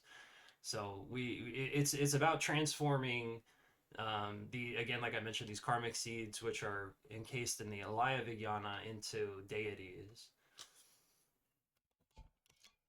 Anyway. Yeah, it's a thing in Christianity too. That's the prayer of the heart in Eastern Orthodoxy. The heart beats with Lord Jesus, Son of God, have mercy on me, a sinner. And that's a thing in Bimonism as well, which is, the sort of Christianity I'm getting into. Johannes Kelpius, which, as you said, is a SpongeBob sounding name, uh, taught a specific prayer of the heart. Yeah.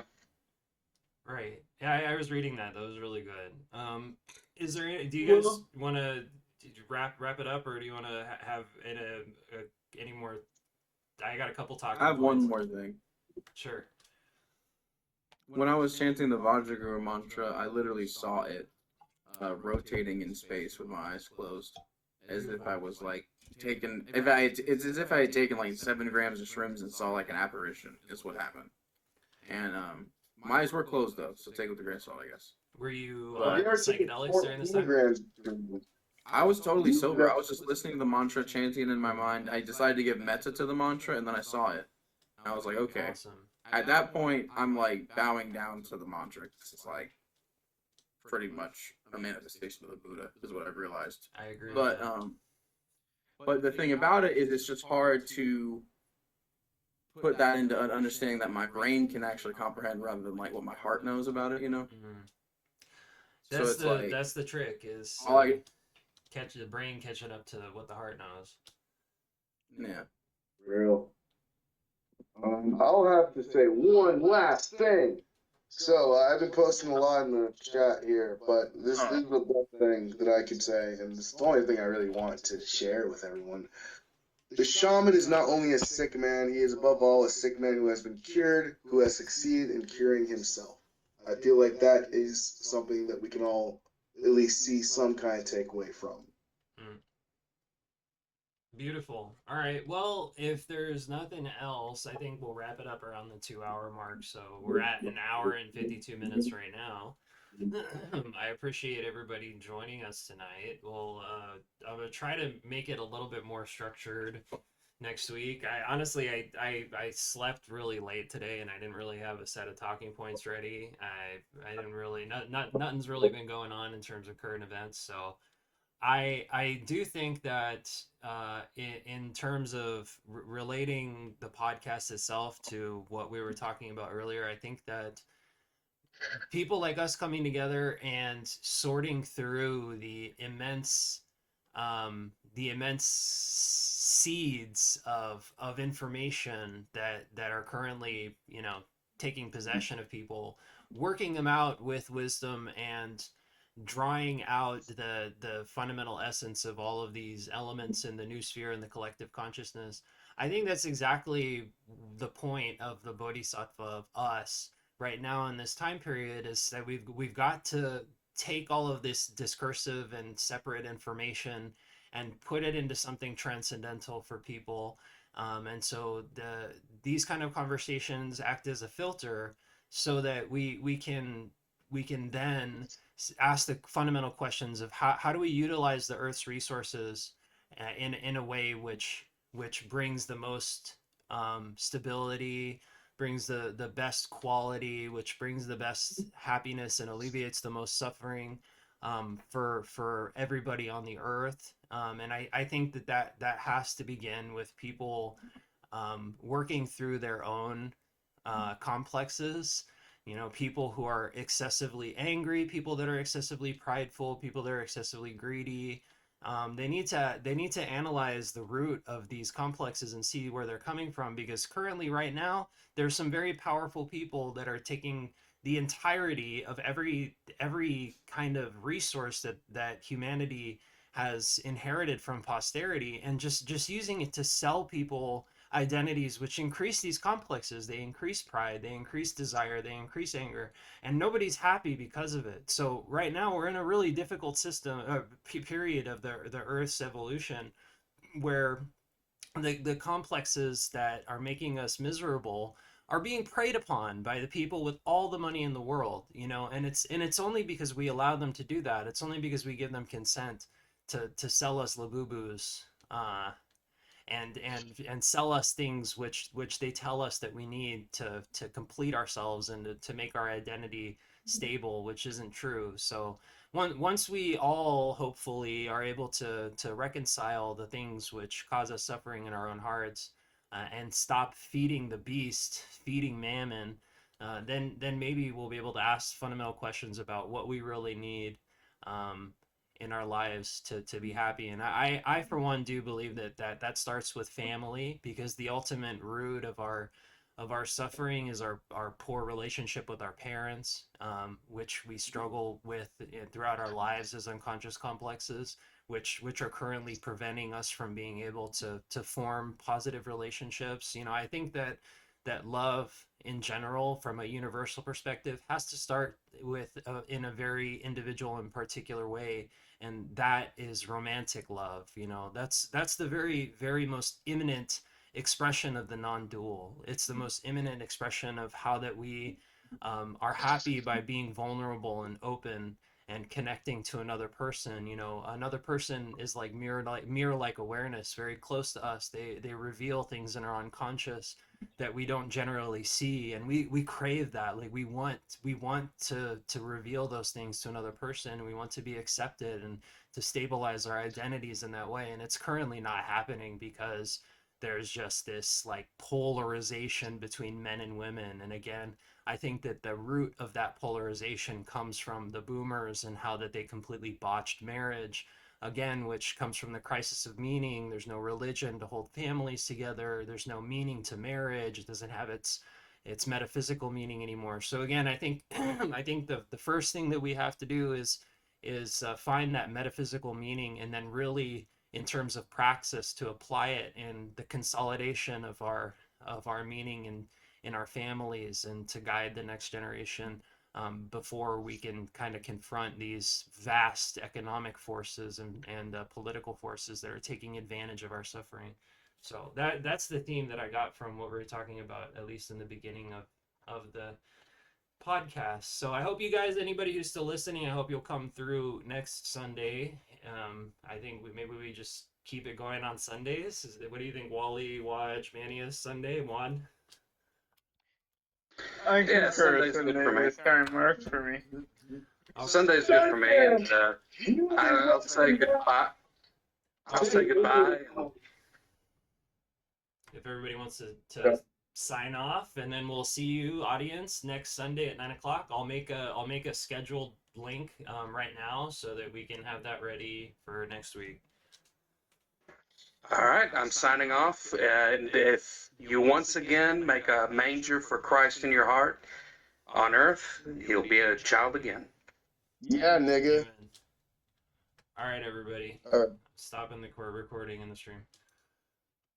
All right.